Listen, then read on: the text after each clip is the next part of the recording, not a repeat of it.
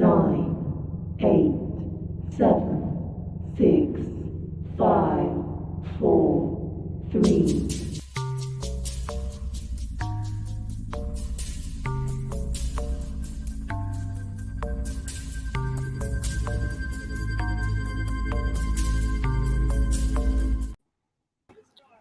Hey everybody, welcome back to another episode of Well That Effing Figures. Today, I guess the major word is what's poppin', because today we have a very special guest in the house.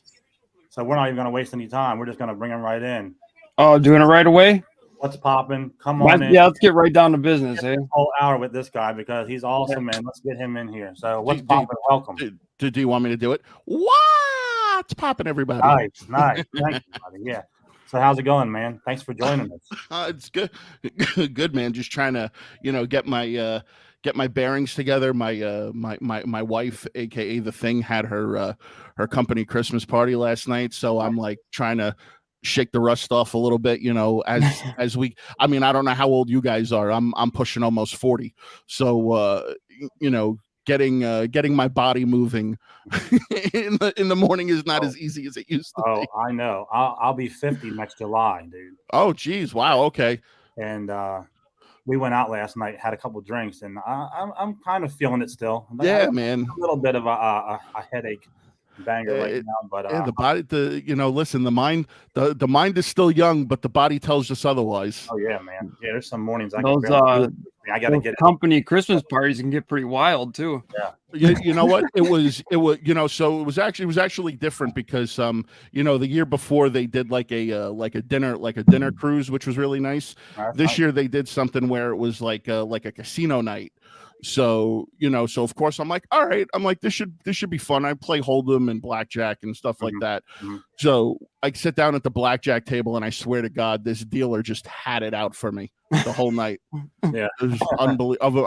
But it was funny because I'm like, I looked at her dead in the face. I'm like, you are the fucking devil. I'm like, unbelievable. Yeah. It's like I'm sit down, I start winning. I sit down instantly. I start winning like a few hands. Then everybody sits down. Everybody starts winning, and then I start losing. And I'm. She's like, yeah, man. So it's like, you got to swallow your pride and your ego a little bit, Yeah. I try to stay away from those casinos. I know that was a party type thing, but for me with casinos, man, we just don't mix. It usually takes me longer to find a parking spot than I'm in there fucking playing the game. So agreed. Usually I bring like a $40 to $50, $100 limit, and then I'm done. I can't stay any longer than that. I refuse to go into casinos anymore. You're a smart man. You're a smart man. Keep it down. I'll go play some bingo with a group of people, but we're not doing no roulette. No, not happening. Yeah, it's too much. I mean, once in a blue moon, it's fun, but I'm not going to be there wasting my whole paycheck. I got toys to buy. Screw all this shit. So. Facts, my friend, facts. Yeah, man. So, we're not going to sit here and ask you grill you with questions, but you can ask me whatever you want. I'm an open book. Anybody that knows me knows I'm an open book. There's one question that I was really eager to ask you first, and I've been watching since I only started watching you about a year and a half ago, but I started going back to 2-3 years ago, and you were collecting pop all over the place, and now you're the hater of pops, right? You hate them. What happened? So I've told this story a bunch of times, and it never and I always enjoy telling it because it takes care of nostalgia for me, but then also shows how you can progress. Mm-hmm. So obviously I started collecting Funko. That's how it, again, Funko is a $10 thing. It's an entry level collectible. Mm-hmm. I'm a big wrestling fan. My wife one year for Father's Day bought me a Hulk Hogan Funko Pop because I'm a huge Hulk Hogan guy. So of course I'm like, these things are cool. Let me see what other, and then I'm like, let me check to see, what other lines they make. What's this about? So of course, after doing my research, I'm like, shit, man. I'm like, there's a whole world that I didn't even know about with Funko. So after that one pop, I was 800 to 1,000 pops deep later.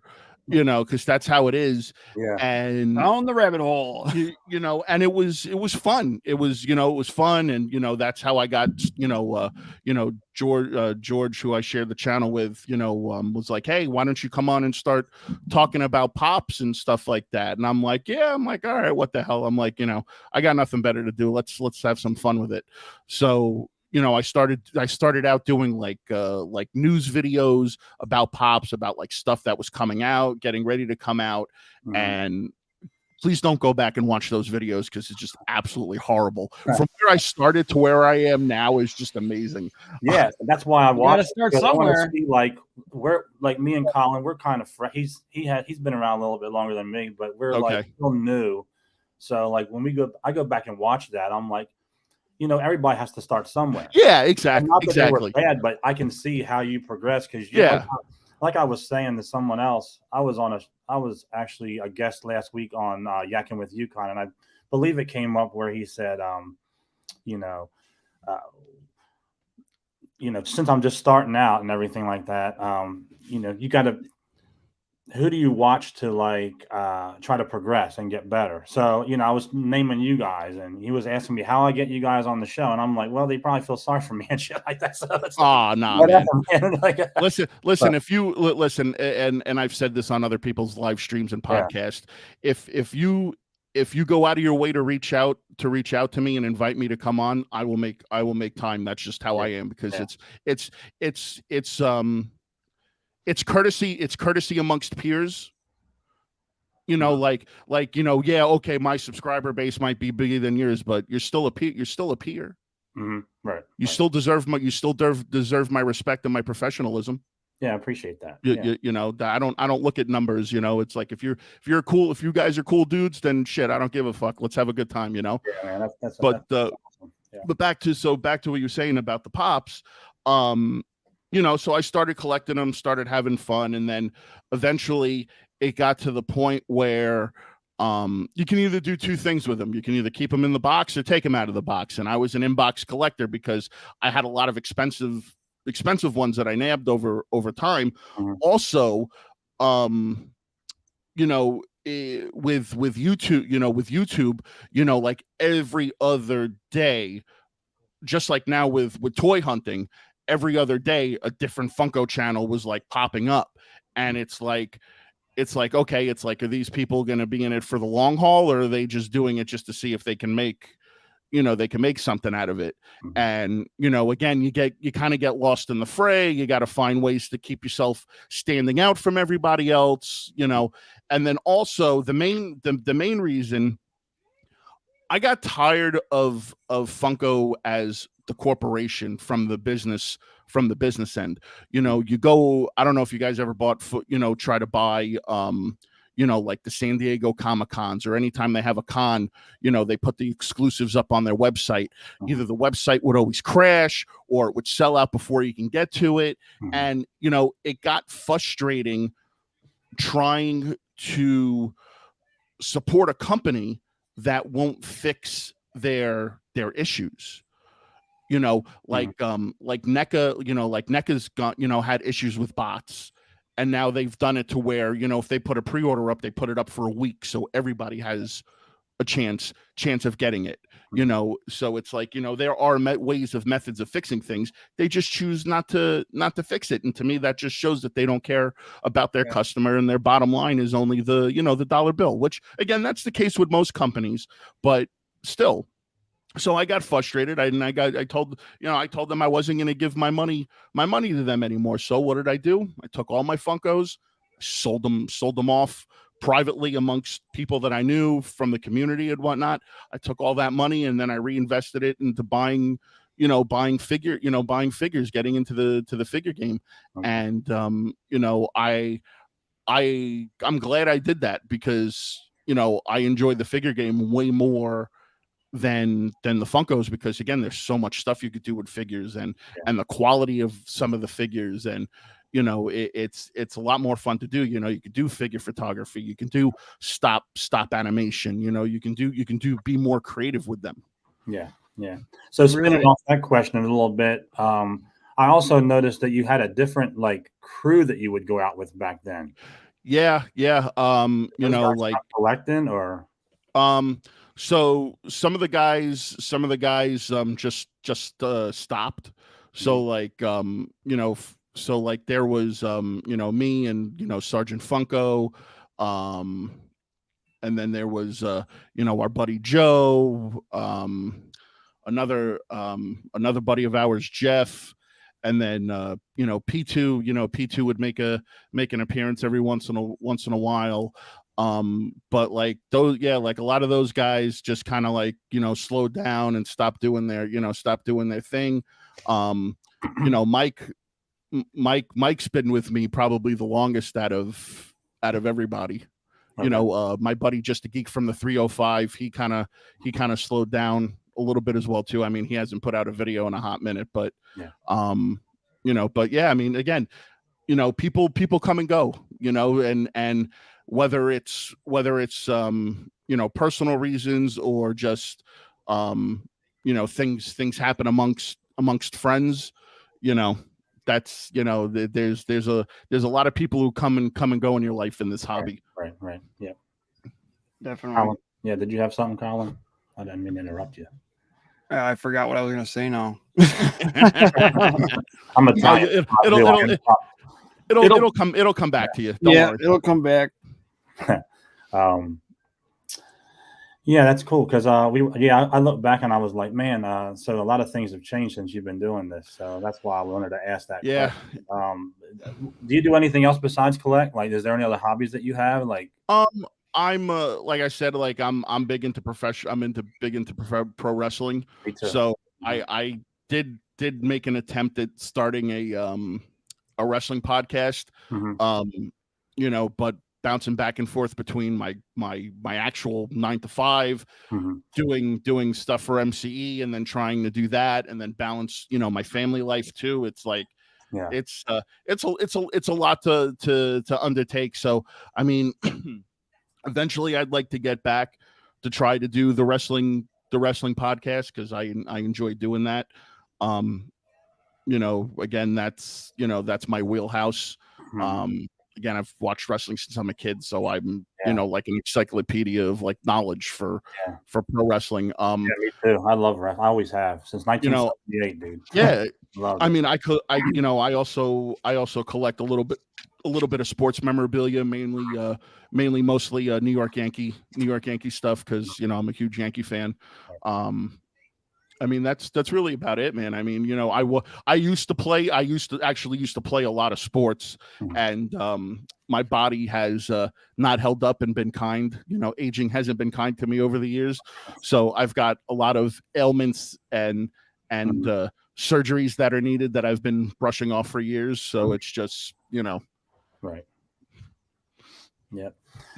Yeah, I've been into wrestling for a long time, and that's funny because like when you were big into like picking up your Hasbro's, I was in the same type of area yep, at the same time when I was picking up all mine. I have about maybe 40 to 50 of them back there in a DTOF, and they just bring back such memories. Like the whole thing started for me with this was with the LJNs, the big oh rubber, yeah, because I had them when I was a kid, and then I was kind of in my late teenage years when the Hasbro started coming out. So, but I saw them and I loved them, and I always wanted to get them. But I was like, now I'll look like a goof if I get them now because I'm getting older. So then I look like a bigger goof now that I get them because I'm almost 50 years old. But hey, it is what it is. They're awesome pieces too. So I love yeah. it. It's a huge nostalgia thing for me. Mhm. So I grew up. I lived in New York. I grew up in New York. I lived in New York until I was about 11, and then my parents decided to relocate us down to Florida, where I currently reside.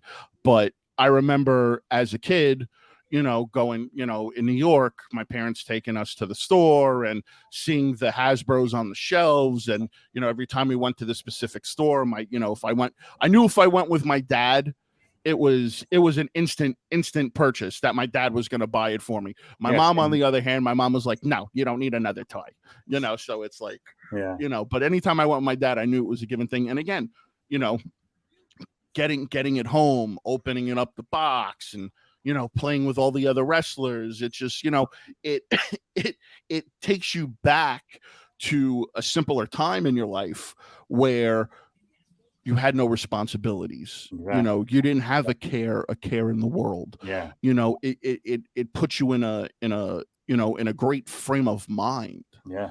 And that's why I think a lot of people collect whatever it is that they collect, because it puts them back in a, I guess if you want to say, like a so-called happy place. Yeah. You know, and sure. and that's it. You know, it's like, you know, that's what wrestling does. It's like, you know, talking about it and collecting it, and, you know, just keeping an eye on it. Again, it helps you forget about all your cares in the world. You know, you can disconnect for a few minutes and you know, not have to stress about things. Yeah. Yeah. I mean, go ahead. Look at what these companies are producing now. Like, they're like little pieces of artwork. I mean, absolutely. I mean, like NECA, they put as much work into their boxes as their figures. I mean, it's amazing what's out on the shelves nowadays. It's amazing how far technology has come, especially with, like, you know, the way they do the molds of the body, and they do the scans of the portraits and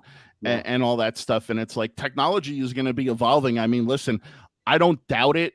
At some point, maybe in the next 10 to 15 years, that you're going to buy an action figure. It's going to be almost a miniature lifelike replica. Yeah. And it's going to be to the point probably where it can move and do shit all on its own. I mean, I don't get a little creepy. I'm not trying to go all Skynet Terminator. I'm just saying, you know, it, you know, that's, you know, I mean, again, the technology is always advancing, you know, so the scans and the portraits are going to just keep getting better and better and better as that technology develops. Yeah. So, I mean, you know, I mean, it's funny though we say that, because what is it? I don't know if you guys have done this, but George has done it. The Hasbro selfie series. I did that. He did his head on the Mandalorian, and it didn't even look like him. It looked like some Indian dude. It didn't even look anything like him. And I was like, I can't believe you spent your money on that. Mine turned out good, actually. I guess, but his just looks nothing like him, and it's like you almost want to call up Hasbro and be like, hey, can I get a rescan? Right. Yeah, I saw that video. He was the skin color was way off. Yeah. I guess some people's just come back better than others. Collins didn't look terrible. He was happy with it. He knew what he was getting with Hasbro, I guess. Yeah. I mean, it wasn't like Hot Toys was. I wasn't expecting a Hot Toy. No, but you know. But at least close. At least have it be somewhat close to your portrait. Yeah, I thought mine was pretty good. I think some people mess up the scans. I don't know. But like you said, I've seen some pretty bad ones. I don't know if it's Hasbro or if it's people doing it. Like you can scan your face as much as you want. You know, just I don't know. I would probably tell people to wait, honestly. Yeah, again, like I said, like I'm sure the technology is going to advance and it's gonna get better. But you know how it is. Start somewhere. Yeah, you know how it is. Everybody wants to be the first one. You know, everybody wants to be the first one. So it's like, you know, exactly. So like the nostalgia part that you were talking about, that struck me too, because when I was I talked to Ron, Century the Mad Collector, and we talked about. That's my man. I know. We talk about he's awesome. We had him on here too a few weeks ago. We talk about the nostalgia part of it, and like I just remember sitting on my couch at home as a kid with my wrestling ring on my lap and just creating my own event. Yeah, I had them all lined up in their matches. I had a blast the whole time, man. I was like there for hours on end, just making my own WrestleMania up or my own Great American Bash up or whatever it was, and it was the best time of my life, man. It gives you the feels, you know. That's the that's the thing. I mean, listen, you know, we're not spring chickens anymore, you know. So it's any path back to our youth that we can get, we take it. So you gotta grasp onto and it just it just proves where it takes you to, because like, you know, I can't remember what happened yesterday, but I can remember the Christmas that I opened up my Spider-Man Venom and Lizard figure, you know, like it's just amazing. I mean, you know, and it, you know, prime example. So I think Sega Genesis. I'm really giving out my age right now. I'm really throwing it back. Yeah. So I remember and then this is going back to living in New York. So I remember, my dad used to work in the city. So I remember, one night my dad comes home from work and he opens up the door, he comes in and he has something with him. And like me and my older brother are like, oh, what do you got, Dad? What do you got? He's like, what's this new fad thing called Sega Genesis? And me and my brother were like, what? You got us a Sega Genesis? Me and my brother were up all night freaking playing the shit out of Sonic the Hedgehog. Yeah. Oh my God, man. And it just, it was crazy. Like, I remember both of us just freaking the hell out. And we couldn't stop thinking like my dad. Shit, I remember getting excited when my dad brought home from the video store freaking 89 Batman on VHS for me. I mean, it's like, it's just, it's amazing, the memories that we hold on to. But like you said, I can't remember what I had for fucking breakfast yesterday, but I can tell you what happened in 1986. Yeah, right. Yeah, I remember as far back as my dad brought home a Commodore 64 one time. Oh my God. And I'm like, I'm old as dirt. I'm fucking old. But the Commodore 64, the Atari with the joystick, I mean, it goes way back. A game called Jawbreaker, where it was kind of similar to Pac-Man, but it was actually like a set of dentures going around. And then when you finish the board, it comes out and brushes your teeth and you start a new board. I remember that game like it was yesterday. I looked it up on YouTube the other day and showed a guy that I work with. He's only 23. I'm like, dude, you never had to rewind a VHS tape or a tape. So you got it easy, man. Listen, we were talking. What was it? We were talking the other. When we were doing when we were at the last video that we did with the flea market, we were talking about Betamax and Laserdisc, and everybody's like, what the hell is that? Yeah. And I'm like, oh God, you guys are killing me. I mean, it's funny though. It's like my wife still has her original Atari sitting in our closet. So it's like, every once in a while, like I get the urge to like take it out and like try to hook it up and play ET, so it's like. That was, I remember that game. I remember walking into John Wanamaker and getting our first VCR. Actually, with the pop top, the one on. Oh my God! The ejection on top. VCRs were expensive when they first came out. It was like $600, man. It was ridiculous. Yeah, but I remember VCRs are expensive now. VCRs are expensive now. Try to find one that still works. I got a stack of them. I mean, the funny thing is like, we have, God, a shit ton of old family videos, and they're all on VHS, and we have the tapes, but we can't watch them because nobody has a VHS player. So it's like good luck trying to find one of those.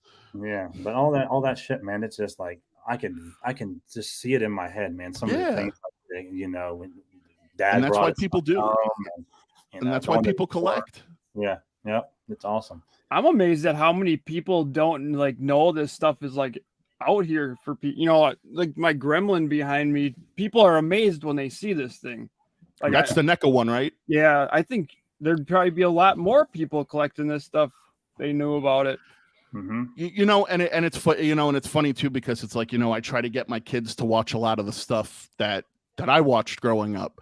Obviously with some parental supervision, because I look back and I was 6 years old the first time I watched RoboCop. Put yourself in a 6-year-old watching RoboCop. That was a fucking violent movie for that time, and there was a lot of shit that went on, that went on in that movie. So it's like, when I'm watching, now as an adult, if I'm sitting in my living room and it's on TV and I'm watching it and my kids come in, I got to change the channel because I don't want them watching that shit. Yeah. I'm like, and I look at my parents and I'm like, what were you? I'm looking at my parents now and I'm like, what were you thinking watching and letting a 6-year-old, watch that? I mean, honestly, one of my favorite, this is one of my favorite things to do now as an adult, is to go back and rewatch movies that I watched as a kid. Yeah. Because it's like now things have a different meaning and a different understanding. Yeah. And jokes that you didn't get as a kid, you get as an adult. Yeah. And it makes the movie so much better than when you first saw it. So I've always said like Disney movies and Pixar, you can watch either way. You can go both ways on them. They can be for kids or adults. Yeah, Mhm. very true. Yeah. You'll be I mean- laughing with your kid, and your kid's like, "What are you laughing at?" And you're like, "No, nothing." Yeah, exactly. Yeah, like even back like something like Pee-wee's Playhouse, you Oh, didn't know that's how many Pee-wee's Playhouse. sexual innuendos were in that show. Yeah.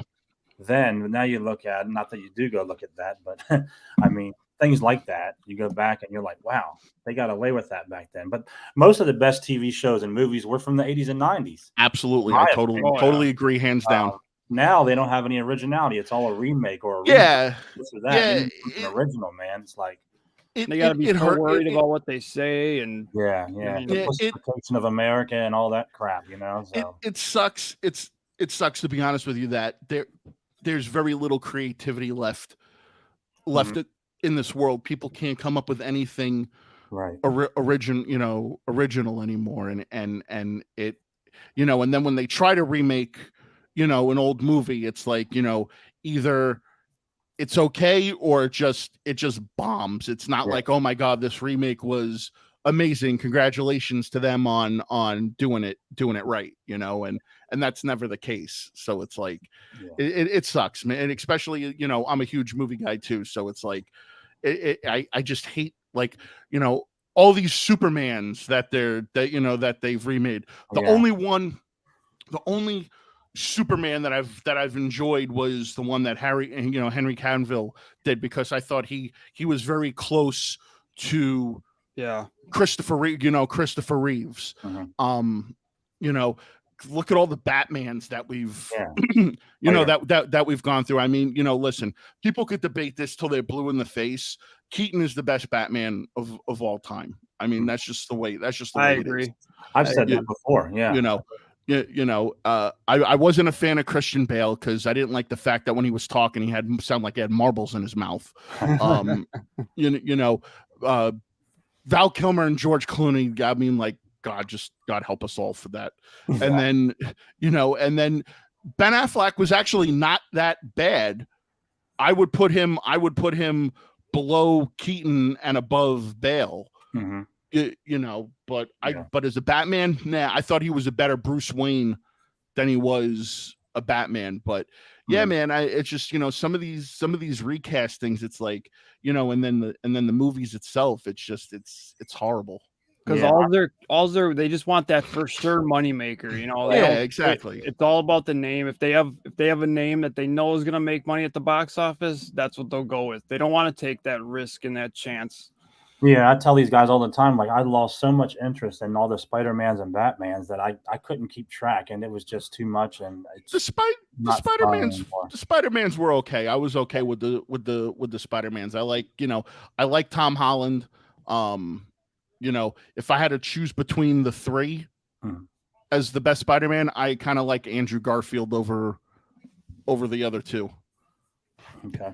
Yeah, I lost track with all that stuff. I'm like, I got a lot of catching up to do on a lot of those. But it's like a sore sub. Like, I'm happy to see it, because I never expected to see all these make it to the big screen, but it's almost getting like become too much now. Like, I mean, it's like almost all there is now is these superhero. It's just superhero movies. Yeah. I agree.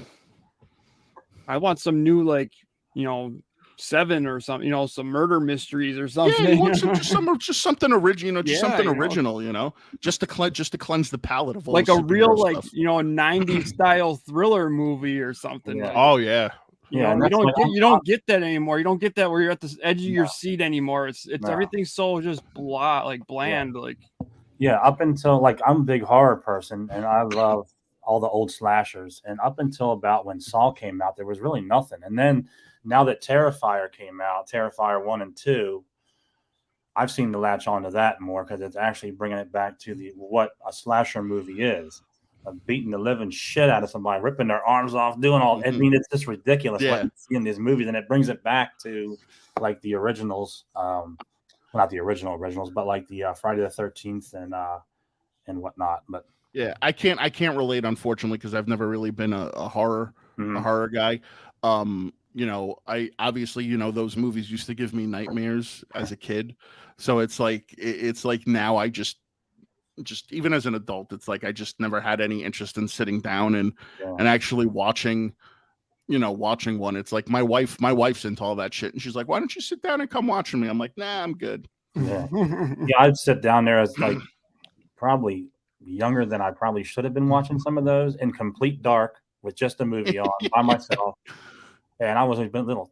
They were like, "You're a sick, twisted little fuck watching this by yourself." You know, I mean, Yeah, like, it's just again, it's what interested. Listen, yeah. there are people that don't get scared easily, and there are people. It's not that you, not that you're going to grow up to be a serial killer or No. anything, but but it's something to just lose your thoughts in, like like, okay, like how do people get themselves in this situation, and the character development and things like that. So I mean, it's like, there are people who look beyond all the nonsense to see the good from it, so I get it.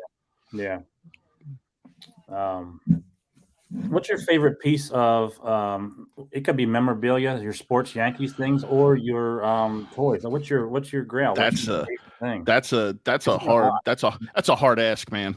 If you had to pick one and run out of a fire with it, what would it be? Somebody asked me that before, and I'm Oh, like, I mean that's pretty. I mean that's pretty easy for me in reality. So it's like, for me, like I go back to what I was saying about the pops. Like I'm a huge Hulk Hogan guy. I've always been a huge Hulk Hogan guy. When I was 20,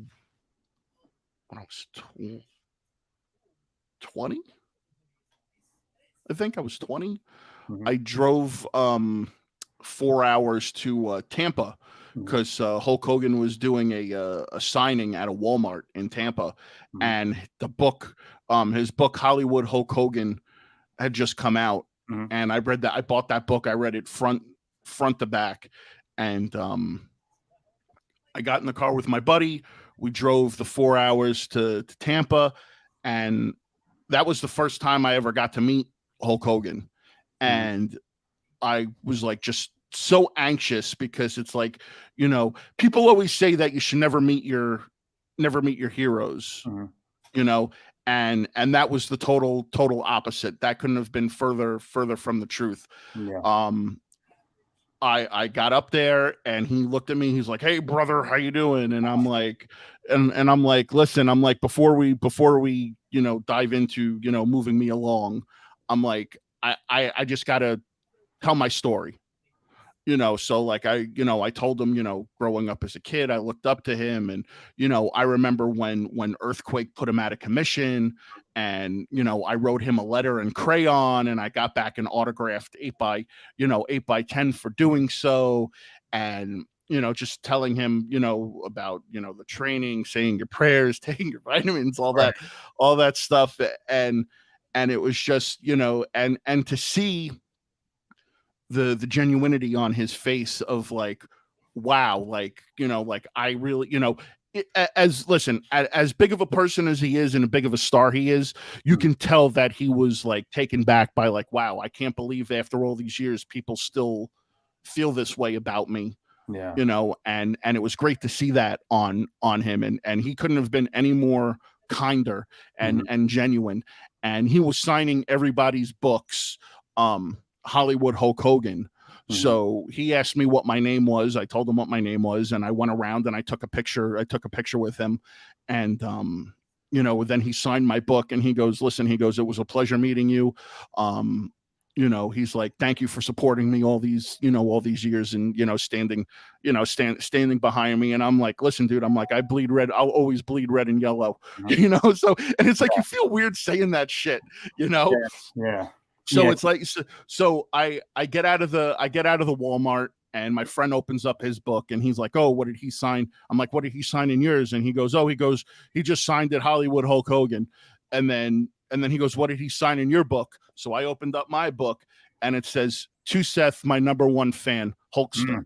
Nice. And I was just like, wow. Yeah. I'm like, my heart, was like, just like, wow. I'm like, I can't believe that, he wrote that in my book. So if I were to run out with something, it would probably be that. I mean, I still have that book, and it just, again, it's one of those things like, yeah, I mean, I have other things that I would, that I would grab too. I mean, I would grab my figures before I grabbed my wife and kids, so. Yeah, they have legs; they can run on their own, right? Yeah, exactly. He's got the figures designated to them. Like, hey, you guys, if you're not leaving the house till you grab this stuff. And they have a whole they have an SOP they wrote. Like, yeah. It's an emergency. You grab this portion. I grab this portion. Yeah. I grab my Hulk Hogan thing. I'm out of here. Yeah. Yeah, I mean, that's something that that'd probably be the first thing that I would grab. I mean, the second thing would probably be my Hulkbuster. So because that has history to it. So yeah, that's awesome. Because like some people just want to grab the most expensive thing, but it's not always about that. The most expensive thing is sometimes the thing that's close to your heart. And listen, that was a good answer. I appreciate that because that's. Like Hulk Hogan's one of my favorites too. Hogan and Flair, man. NWA, WWF. That's what we grew up on. And I'm a Hogan CM Punk guy. CM Punk is my guy. Yeah. And he's someone eventually I would hope down the road I get the opportunity to meet. But yeah, man. I mean, listen. We were actually driving yesterday to the store, and it was me, my wife, and one of my sons in the car, and somebody was changing lanes and almost, ran into my car. Thank God I'm quick enough. I hit my horn and whatnot. But my wife was like, oh my God. I'm like, she's like freaking out. And she's like, you would have been pissed if that person would have hit your truck. And I looked at her and I was like, no, I wouldn't have. I was like, things can be replaced. Yeah. People can't. Yeah. So all these collectibles that we have, these things can be replaced. Yeah. But something personal like that book, it can't. Right. That's an experience. Going and finding these toys, yeah, it's whatever. I'm going out to make a purchase. I'm going to buy something. There's no, there's emotion behind it, but not like emotion of going to meet your childhood hero and getting an autograph and a picture, Exactly. Yeah. I had an experience with Hogan. I saw him back in the day when you go to a wrestling event, excuse me. They didn't always park out back underneath whatever. They would park right in at least at the Spectra in Philadelphia, they would park right in the normal parking lot. And one day we saw Nikolai Volkov walking through, and his shoulders must have been 3 feet wide. Oh, this guy was humongous. And then whatever those Lincoln Mark 5s or 7s, whatever that big car used to be. That pulled up. And me and my dad are walking in, and Hulk Hogan gets out. And he's walking down the parking lot towards the arena. And me and my dad stop. And I kind of pat him on the whatever. I guess it was the upper buttock region because I was a small kid. But I wanted to use the shoulder, but I couldn't reach. But we stopped and close enough. Yeah, well, his car was close enough. His car was kind of dirty and dusty, so I just put my name and my phone number on it, and in the dust with my finger. And I just thought that was the coolest thing. It was a memory that I'll never forget. Yeah. It was both of those guys walking in the arena, right, to a side door or whatever. Then they parked in the normal parking lot. I thought it was awesome. Now they go in the back and they they have to obviously go the way things are. Oh well, yeah. Things have obviously changed over the years, and how accessible they are to the fans and whatnot. So, but my youngest son, he's a huge wrestling fan, and his three favorite wrestlers are AJ Styles and Gallows and Anderson. So we went to Impact Wrestling last year because they came down, and Gallows and Anderson were wrestling on that show, and they were also doing a meet and greet before the show. And my wife had posted something on Twitter and tagged Gallows and Anderson on it, and Anderson actually responded, make sure you bring him by to meet us. So I was like, oh wow, I was like, okay, that's cool. So we showed up to the meet and greet, and Anderson and Gallows were there, and Anderson actually looked at my wife and said, oh, are you the lady that tagged me on the Twitter thing. She goes, yeah. She goes, this is him, pointing at my youngest son. Mhm. So he went over there with them, and they were talking to him, and he was just, his face lit up. Yeah, They did the awesome. too sweet thing to him. They let him hold both championship belts in the picture. I mean, like, again, that's something for him that he's never going to forget. Right. Never forget. Yeah, that's awesome. And to watch, for me to go through that, and then now to watch my son experience it for himself. I Mhm. mean, that just, that hit the heart for me, so Yeah, it's like, yeah. it's cool to see that now also as, a parent, Mhm. watching your child, experience kind of just the similarities of something you experienced. Yeah, definitely a good moment. Oh, he'll never forget that. That's awesome. Oh no, never. No way. Yeah, that's great. So I don't know. Do you have any, like, I guess, advice for like people like me and Colin who are just starting out and with Oh, this I got advice YouTube for days. That's a thing? loaded question. We need all the So, advice we can get, dude, honestly, like, I always, even when we go off the air, even when I do podcasts and videos and stuff like that, when I'm guest on some, I always tell people, like, once we get off the air, if you guys have any questions, you guys are curious about things, or you need to know something, please feel free to hit me up, because I always try to make myself available to help other YouTubers and people who do podcasts and things like that, because I didn't have anybody to help me. Yeah. So I'm the type of person that likes to pay it forward, and if I can help, I can, trust me, I'll be more than glad to to help.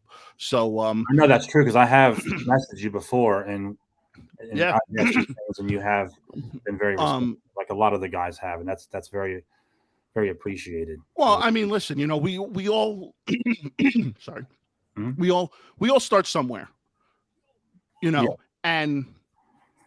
and again, you go through the motions, when you try to find your voice, you try to put the most realist version of yourself out there.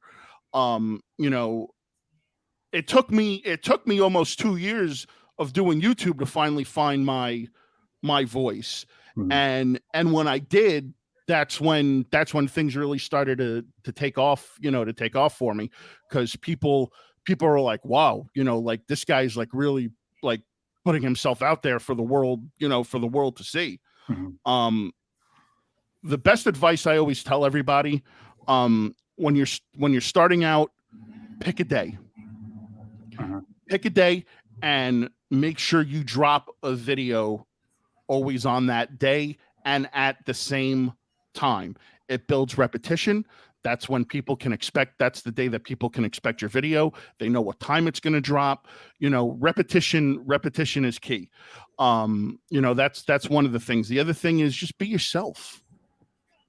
Be yourself. People will watch and respect you more if you be yourself, and you don't have intentions of trying to make money, or trying to get sponsorships and things like that, because when those things happen, that's when you lose sight of why you started doing this. Again, there's people who always start for the right reasons, and there's people who always start for the wrong reasons. Mhm.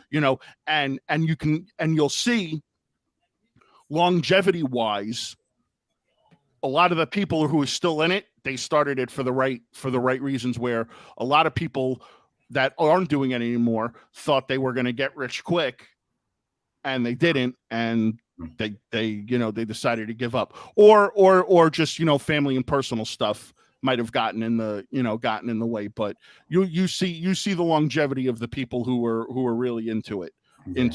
But and again, start out with, everybody's like, oh, what kind of camera did you start out with? I started out with my phone, just like everybody else.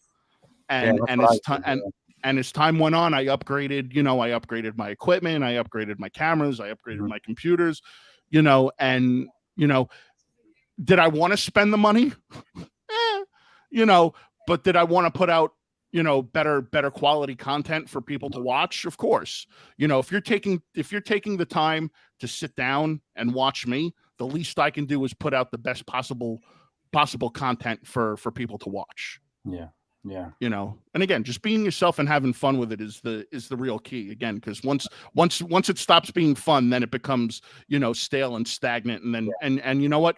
Most people can see it coming through on your videos. Mhm. So Yeah, that's a one advice that you did give me when I messaged you was you said do it this, and a lot of people tell me this the same time, the same day every week. Yeah. Try to make it, and I try to do Mondays at 9 a.m. if I can do that. Some days, you know, I can't get out to the store, I can't make it on time, but for the most part, I try to get it like 9 a.m. Mondays. So that was you did tell me the same thing behind the scenes. well, and that's the thing, like you just said, like, you know, there's times where you can't make it to the stores. Yeah. So if you drop a video on Monday, you've basically have got Tuesday through Sunday Mhm. to find time to go hunt, edit the video, and get it uploaded. There's you know, there's no reason within that time span. Obviously, I'm just saying this. I don't know what your life is like, but No, you you're know, probably right. Yeah. you know, within that time span, there's no reason why you can't get that done. Now, I've put out for the past 5 years. You've always expect my video Tuesday, either at 10 or 11. Mhm. You know, and you can always expect my video to drop on Tuesday. I haven't missed a Tuesday video since I've started putting out videos because I've set that schedule for myself. So it allots me, you know, so if I drop, so here's the thing. So this is, and again, you know, again, I'm pulling back the curtain a little bit here. So my Tuesday video is basically me going out on Saturday and filming on Saturday. So I'm out at like 10 o'clock in the morning till maybe about like 5-6 o'clock at night. I'm out most of the day on Saturday filming. I come home, I spend like an hour or two with, you know, my wife and kids. And then I come into my room, I lock myself in my room, I edit, do the thumbnail, upload the video. That way it's ready to go Saturday night for Tuesday. Yeah. And then that way Sunday is kind of like my chill day. Like you were talking before, like how you just want to lie around today and watch football. That's exactly what I'm going to do. Yeah. That's exactly what I'm going to do. Yep. So, you know, Sunday's usually my chill day. And then Monday through Friday, you know, Monday through Friday, if I'm feeling up to it, I'll film a figure review, you know, in between there. Or if I have time to go on another hunt, you know, I'll go on another hunt and just drop it whenever I feel like it, you know? So it's like setting yourself in a schedule and routine and planning things out definitely will make it a lot easier. And you find yourself, once you're in that routine, you'll be like, man, okay, so now I've got more time to do X, Y, and Z, Right. you know, and that allows you to put out more content on your channel. And that's what helps ultimately grow your channel. Yeah, there's really no excuse why between Monday and Sunday, like you said. Yeah, I'm just saying, in a rare occasion, things happen. It's weird. no, of course. But like yesterday, I went on a hunt and then I edited it and put it up, and it comes out tomorrow at Monday at 9. So I had time to do it all in one day. You know, that way I don't have to take and keep leaving. You know, my wife, exactly, dogs, and we can do stuff together, whatever. You know, so it kind of works out. If it gets to the point where you're like, shit, now I got to go to Target, then that's a problem. But yeah.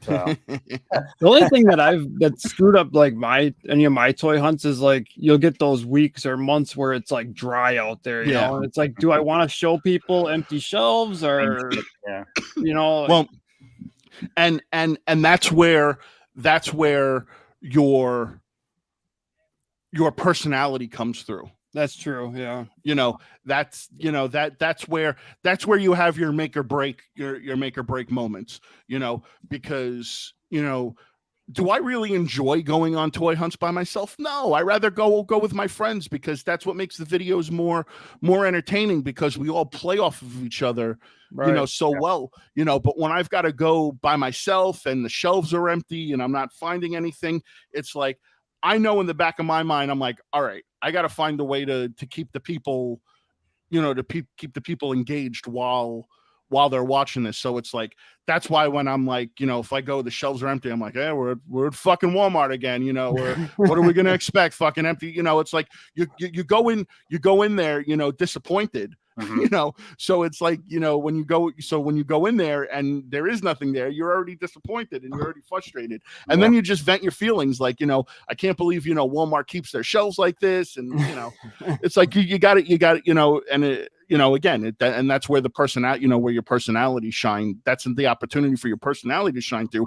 And that's how people connect with you, because, they're watching you getting frustrated, and then they start to feel frustrated for you, so it's right. Yeah, it sounds like a lot of my videos. I go into Walmart and nothing changes at some of my local Walmarts for like weeks on end. Everyone, listen, every once in a while you'll go into a Walmart and you'll find, I mean, shit. I went to, what is it, when the Marvel Legend Worthy Captain America came out. Mm-hmm. I documented it in my video. Every Walmart I went to, you would see a number pop up of how many Walmarts I've been to.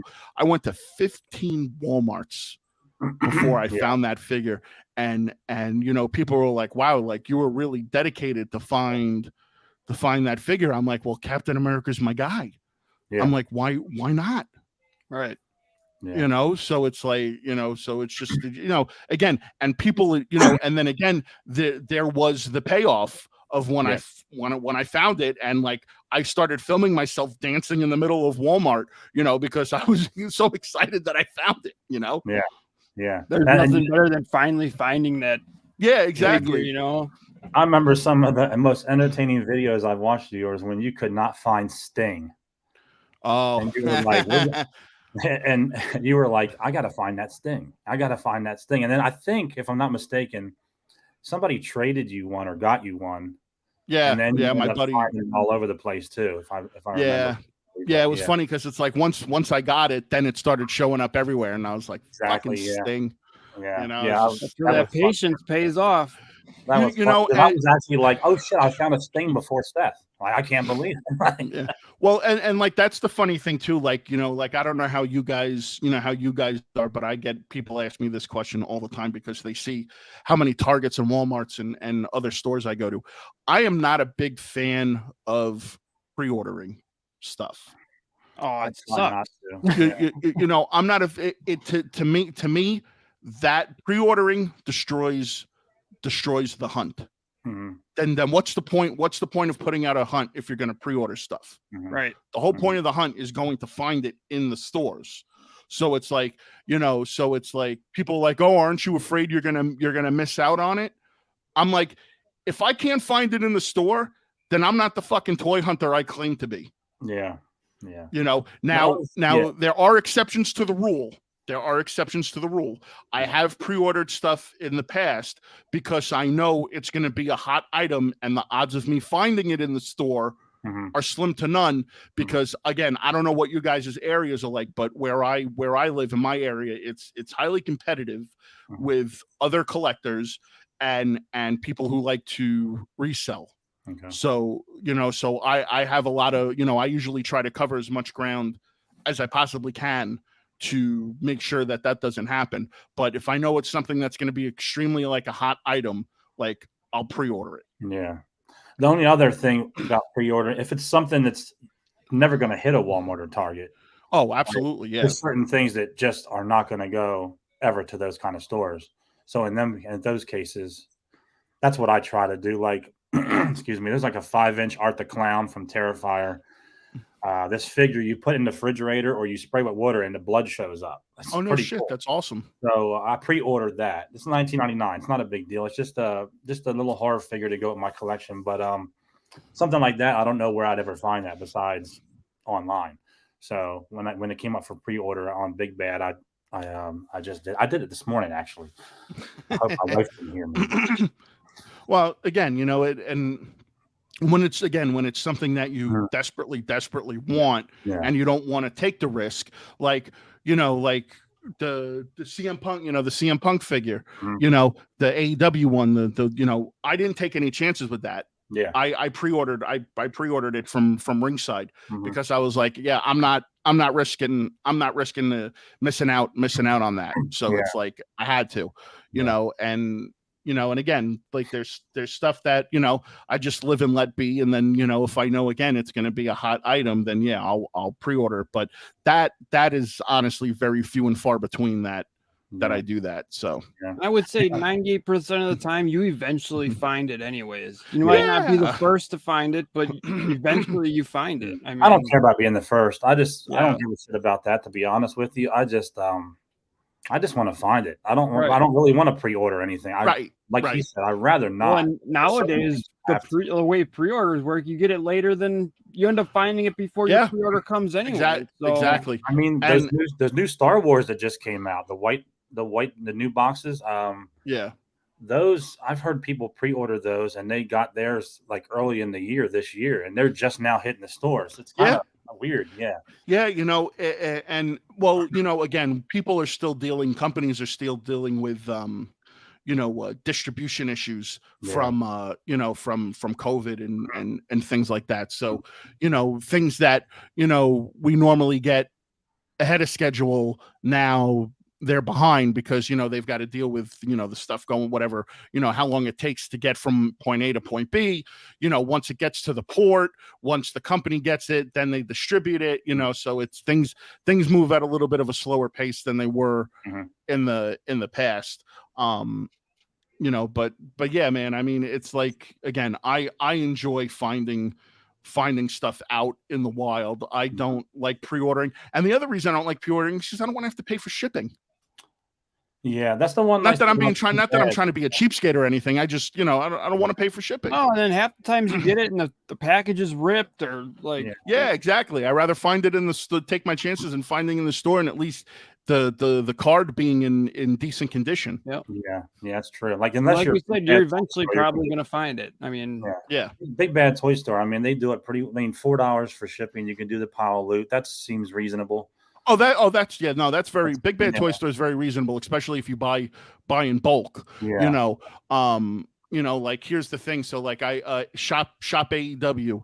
I bought that the shop exclusive 3000 MJF figure that they just put out. So it was $50. It was $50 for the figure. Then what I did is that I paid an extra $5 for them to put it in a Defender. Yeah. Because I don't want it damaged. No. And then I had to pay, I forgot what it was on top of that for shipping. It wound up being like almost like, after it was said and done with taxes and everything, it almost wound up being like $70. Yeah.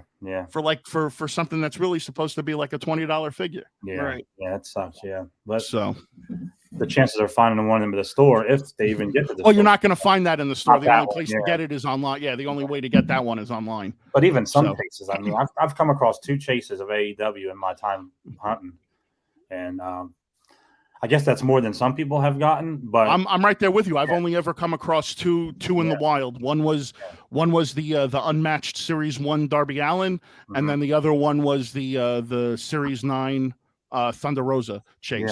Those are the only 2 chases I've ever come across in the wild. All the other chases that I have, I've either bought secondhand or I've traded with somebody. So I mean, it's just I found Britt Baker, and then I found a Lance Archer, but he didn't have a sticker, but I knew it was the chase. So I emailed Jazzwares, and they sent you the sticker. They did. Yeah. They told me to send a picture of the receipt and like the barcode. Yeah, I like that. I like that they're honorable about that, and they'll send the sticker, because that's kind of almost similar what happened with my Darby. When I found the Darby, it didn't have the sticker on it, but I knew it was the knew it was the chase, and I did the same thing. I sent them the picture of the receipt and the box and everything, and got the sticker, and that was it. They were pretty cool about it. Hot toys. Any hot toys that you're gonna get? Have you like kind of simmered down on those a little bit? So here's the thing, just like anything else in the world, things are going up in price, and you got to be a little bit more methodical these days with your purchases, So I've kind of, it's so funny because it's like from where I started to where I was to where I am now, it's like my collection has just drastically changed over the years. So it's like, I started out with the Pops. Then I was going hard on Marvel Legends, and then I kind of reeled it in a little bit with the Marvel Legends, and then I started buying Hot Toys, and like I was just buying Hot Toys at like a ridiculous rate. And then I started selling off some of the Hot Toys because I realized that there were only certain ones that I wanted to keep. And then at that point, that's when I started to dive back into wrestling. So I was buying the Hasbros. So when it comes to wrestling, it's I've learned to be more methodical with that because there's so much. Mhm. So like I'll buy Hasbros. I'll buy the retro ones that Mattel's putting out now that are comparable to the Hasbros. Mhm. I will buy the Ultimate Edition figures. I am a completist when it comes to the Ultimate Edition figures. I literally have every single Ultimate Edition Mhm. figure. So I'm a completist when it comes to that. With AEW, I've tried to be a completist. But it's just becoming too much, and I don't like the fact, and this is where it gets stale with a lot of these wrestling figures, is that they keep putting out the same character. Yeah. They don't put out new people. Right. And so it's like, a new John Moxley comes out. All right, well, I've already got fucking 4 John Moxleys. How many more John Moxleys do I need? So when it comes to that now, I'm going to be scaling back on that. And I'm just going to, if it's a new character, I'll buy it. If not, I'll look at all the ones that I have and see which one I think the best version is. Mhm. And I'll keep the best version, and then I'll get rid of the other ones. Yeah, it does get stale. Like for me, like with wrestling, so it's the Hasbros. I'll still collect them when I come across a good deal that I don't have. The Ultimate Editions, I like those, but I unbox mine now. I was a big inbox collector. I started unboxing a lot of the shit because I got tired of having boxes all over the place. And then exclusives, AEW to like Walmart or Target, I pick up, and then of course the chases. Yeah, if you Other can than get the that, chases, I really don't want every figure that they put out because as you see right now on Ringside, they got figures as low as $3.99 on sale. Oh yeah, rid of them. Yeah, So, they got stuff sitting there. But going back to the Hot Toy stuff, so like as far as like my Hot Toys, I have almost every single Captain America Hot Toy. There are certain ones that I've kept, like I have the Mark 6 and the Mark 1 War Machine. I have Igor from Iron Man. I have Ultron. I have my Hulkbuster with the Mark 43 Iron Man coming out of it. I have a couple of Spider-Mans. I have and there are other 6-scale figures I have like my 3-0 Rambo. I have John Wick. I have Deadpool. I actually bought it at New York Comic Con, and it's still sitting in the box, and I haven't even had a chance to get to it. I bought the Arnold Schwarzenegger, the John Matrix Commando. So like I'm and going back to what we were talking about with like 80s and stuff like that. So I'm going through a thing right now where I want to create a 80s action display. Yeah. So like that's consisting of your Schwarzeneggers, your Stallones, your Bruce Willis's, like there are figures that I'm trying to acquire to do that display. So that's kind of like my direction right now. So we'll see what happens, but that's kind of like where I'm going, still doing a little bit of the wrestling here and there, but really focusing on like the 80s action shelf. Like I've been picking up a lot of like the old school, like NECA figures. I've got old school NECA Rocky figures. I went to New York Comic Con. I picked up the the red shirt Dutch from Predator. Oh, I need that one. I have an extensive collection of Jack specific Rocky figures. So it's like, that's nostalgia to me. That's what I'm into. Yeah. right now at the moment. And again, just like anything else, everybody knows, like, you can change your mind about what you want to collect at like the drop of a dime. Yeah. So, yeah. And you know what, like another thing, like I had mentioned, talking about wrestling, like Super Gabby's little storage storage unit. Yeah, that's something else, man. I messaged him and said we were planning on come down to Florida maybe next year, and I told him, I was like, can I just let you know when I get there, and maybe we can work out where I can check it out, because I think I'd be a kid in a candy store in that place. It looks awesome. I mean, between he's you got and Matt Cardona going in there and looking around, man, I was like, holy shit, dude, this is like ridiculous. Super Gabby has ungodly like stuff in there, and anytime you go there, it only gets better. I mean, I haven't bought a lot from him. Like I was able to get some AEW chases from him. I bought a Money in the Bank briefcase from him, which was really cool. But like other than that, but yeah, like if you really want to go into like a time capsule of just figures, I mean, he's got, again, ungodly like stuff in there. And that's the reason why Matt goes there. That's why when Brian's in Florida, Brian goes to him. So it's like, it's fun. It's fun to see that. And I mean, again, if I wasn't a fan of wrestling, I wouldn't have known about Super Gabby because because Matt goes there all the time. But then again, Matt lives there. Matt lives in Orlando. So, he can go there at will. Yeah.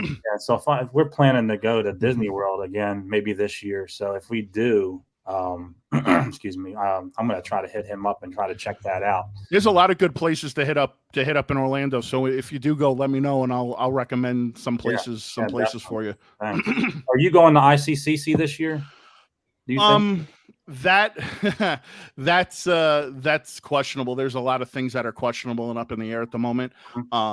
I'm trying to figure out if I'm doing Toylanta. I'm trying to figure out if I'm doing MegaCon. ICCC was one of the ones that I'm trying to figure out if I'm going to do, because I had a blast there. Oh my God. Last year, and that's the thing. Like, that's one thing that I kind of tried to set a goal for myself this past year, was try to get out more and leave the state of Florida, which I've kind of done that. I don't know. I wouldn't say, am I happy with the amount of places I visited? I've been to North Carolina, I've been to Tennessee, I've been to Atlanta. I went back home to New York for New York Comic Con. I would like to hit, the West Coast. There are other places that I'd like to go to check out. Like I actually got to, when I went to New York, I actually got to check a very highly listed bucket list item off my list, and that was getting to go to Philly and run up the stairs of the museum that Rocky did, and actually going to look at going to the Rocky Monument. Yeah, I mean it's cool. It's about an hour away from me. It's cool. Yeah, I've been there multiple times. Yeah, that going there and experiencing that was just amazing. Yeah, it is cool there. We're planning on ICCC again this year. Actually, Colin's going to go, so I get to meet him in person. Oh, nice. That'll be awesome. And then T3, another guy we talk to a lot. You probably know him. Try to meet up and try to have, like, just like you guys did last year, man. Just get all together and just hang out. That was fun. I think the highlight of that whole thing was actually doing a live podcast with everybody that was there. It was me, Mike, and Mike, Dub, and Josh, and we got to sit there and do that live podcast. And then Chris Flynn came in and we did that whole thing with the segment at the end with doing the stunner and everything. That was funny. I got him coming on my other podcast in a few weeks. Lynn Hendricks. Yeah, he's coming on my other one with us. Yeah, he's a cool dude, and it's awesome to see how successful he's been since then, because he's been on Monday Night Raw a couple of times, and he was also at SummerSlam. So it's like, it was cool to see him be on TV and pay-per-view and everything. So kudos to him. He's out there hitting the ground. Hitting the ground running. So I mean, you stunned him. Look what you done. I wouldn't. I would never take credit for something that ridiculous. But hey, that was fun. That was fun though. Yeah, ICCC was a shit show. I mean, they had the I was telling these guys after the show closed, the whole lobby was just because the rooms. It was ridiculous. People were selling everything. Yeah. Yeah, I mean, you know, that was the first time I've experienced something like that, where, you know, people do selling stuff in the rooms and stuff like that. I mean, it's crazy. Yeah. It's crazy what that goes to. Even at you know, Toylanta last year when we all went, you know, after the show, because we stayed at the hotel. Listen, if I can give any advice to anybody, stay at the hotel that the show's at. You have no idea how much easier your life will be. It is, you know. But ICCC is not doing that this year, so it's going to be a little different. Yeah. So just like at ICC, the people were selling stuff in their rooms. Toylanta, people were selling stuff in their rooms. So it was crazy to see all the stuff what happened after the show ended, like all the backdoor deals and you know all that stuff that was going on. I mean, shit, I even made a few backdoor deals myself. So I mean, I bought my first hot toy ICCC after the show was closed.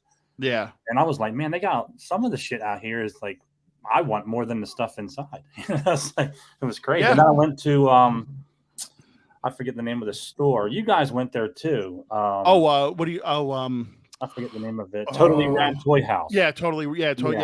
Yeah. We went there. That was a cool place. Very, very reasonably priced on their stuff too, which was nice. I mean, this storm artillery trooper right here, I got, but I didn't get it there because I was kind of like debating it, and it was like their tax down there is like 8.75%. So I'm like, let me go home. I'll go on their website. I end up getting free shipping, and they didn't even charge me tax. Oh, so shit. Well, there you go. Money doing that, and I still got the same figure shipped to me. So that's a win-win. Yeah. So it's funny, like you were talking about, like, you know, again, because like ICCC is basically sci-fi. You know, Star Trek, Star Wars, you know, all the Battlestar Galactica, like all that, you know, sci-fi stuff. When they were doing the lobby swap, I found some guy had it. He had the freaking 12-inch Hasbro of Hulk Hogan with the pull string and the talks. I saw that. I didn't even question the guy how much he wanted for it. I was like, bro, here, just take my card. Yeah. I saw that you got that, and I had that as a kid too. It sucks because I used to, I had all that shit as a kid, and then over the years you like get tired of moving, you know, if the shit all and so I have the Hogan, the pull string Hogan, and the pull string Warrior. I have the original Hasbro ring, which I did buy reproduction stickers and the pieces because one of the things I wanted to do eventually, hopefully I'll get time to do it, is I want to actually restore the ring. So it's like so I can then put my Hasbros you know, in there. So it's like, I've got stuff, dude. I've got piles of shit everywhere that I've just bought with the intention of doing things, and I've just not have had the time. Yeah, that's my problem. I'm all over the place doing other things, and I get sidetracked, and it's hard to keep track of it. It is. So but you get busy doing this stuff. What's that? So you get busy doing this stuff. Yeah. I had to start a calendar for all these different podcasts going on, and you know. I got a whole list of my notes, like on questions for people, and we got a lineup. Like we got OG Geek next week, so come in the chat with him a little bit. Be gentle with him. I'll be gentle with him. He's a good dude. I've talked to him on DM also a lot of times. I met him down ICC as well. Yeah. Cool guy, and you know that he's your buddy. Yeah. I was, you know, when I first met Mike, probably about 3-4 years ago, I was dealing with some stuff, and he didn't know much about me. You know, we've only met maybe a few times, but I got to tell you something. There's not a more genuine, kind-hearted person in this world than him. He had my back, no questions asked. So I mean, to find people like that still in this world is a rare thing. Really, so I mean, I'm indebted to him, you know, forever. So, you know, it's one of those things where with me and him, it's, you know, anytime, any place, no matter what, I'll be there. So it's like, you know, to find people like that. Yeah. Very, very, very rare in this world these days. Yeah, you definitely got that right. Well, I think we're gonna wind this up. You got anything you want to plug? Anything you're working on? I don't like plugging my own shit when I come on other people.